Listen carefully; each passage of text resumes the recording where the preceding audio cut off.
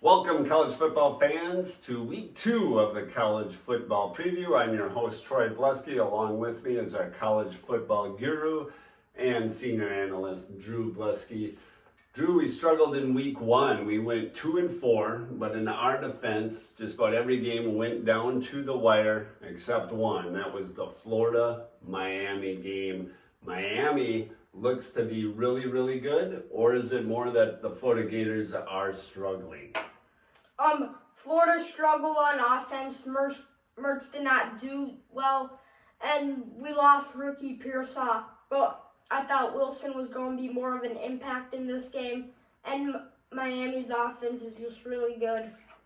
Yeah, Miami definitely looked very athletic in that game. Their quarterback was excellent. Their defense looked fast, and it was just too much athleticism for the Gators. The Gators' offense is just struggling. They got to find some parts, got to find some playmakers. They should get things turned around this week against Samford, but we'll see how the season progresses for the Gators. In any regard, let's focus on this week. We have 4 games on tap here that we are going to analyze. Each one of these games involves Big Ten teams, so we're Big Ten heavy this week. That's okay. That's where the good games are at. Let's start with the big one in the big house in Michigan. Texas Longhorns versus Michigan Wolverines. Texas has a good O, and I think they'll carry off from last year where they ended losing in the semifinals. I think they might even be better, and I think Ewers is just a good quarterback. Michigan losing Jim Harbaugh is going to be tough for them at a couple of key pieces, and I'm going to go with Texas. Although it's in the big house, it'll be a close game, but I think Texas will get the win here. Yeah, this is an interesting one. I do like Texas. I think Quinn Ewers at quarterback is got more experience than what Michigan has right now at quarterback. Michigan didn't look that great offensively in week 1. Also, I think this is the first big game of the new head coach for Michigan, and that's going to have a little bit of an impact as well. Even though it's in the big house, I'm going to go with the Longhorns, hook 'em horns in this one. Let's go down to Iowa, a big intrastate battle in Iowa, Drew. We got the Hawkeyes home against the Cyclones. Iowa has a lot of returning offensive players this year, one of the most returning players in college football.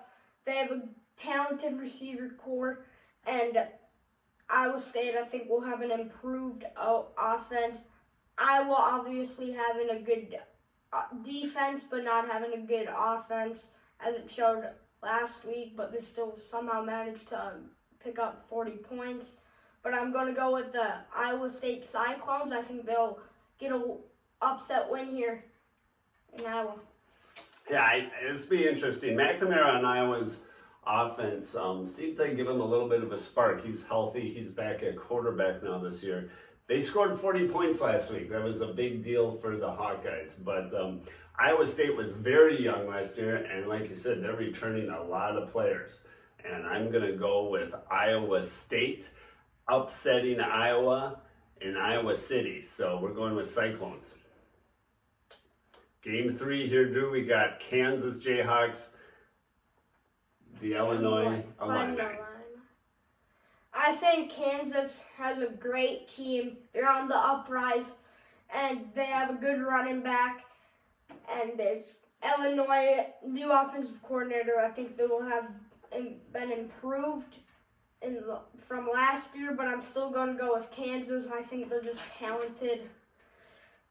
I like Kansas too. I think Leopold, that coach, I think he's going to out-coach Brett Bielema, and that's why I'm going with Kansas. I think they're just a better coach team. I think they're a little more sound. They'll make fewer mistakes. I think it's going to be a close game, probably a 2017 type score, but I'm going with the Jayhawks.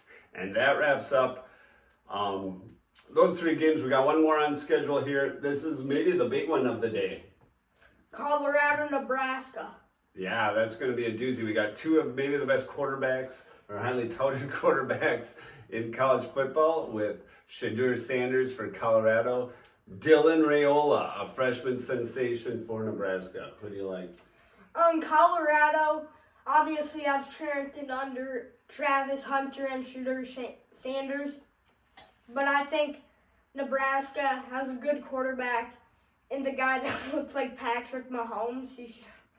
They're right. They're already comparing him to Patrick Mahomes. He kind of looks like him. He moves like him. It's a lot of pressure to put on a young quarterback, though. And Colorado's really talented, but their defense struggled last week and last year. I'm going to go with Nebraska. I think they'll have a good D and improved O. Yeah, I think that's going to be a great game. I think Coach Rule at Nebraska is really revving up that program. This is a very big game for the Cornhuskers. Maybe their biggest win. If they win this, it might be Nebraska's biggest win in 25 years. I think they can do it. They got the home field advantage. We'll see. We'll see if either of these teams have a defense in this game. That's the big question. And I think Nebraska's going to have a little bit of the edge for the home field. So we're going with Cornhuskers. So to summarize, Drew, who do you got? Texas, Michigan? Texas. Iowa State, Iowa. Iowa State.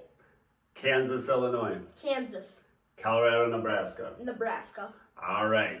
So that's a wrap for this week. Please join us next week for week 3 of the college football preview.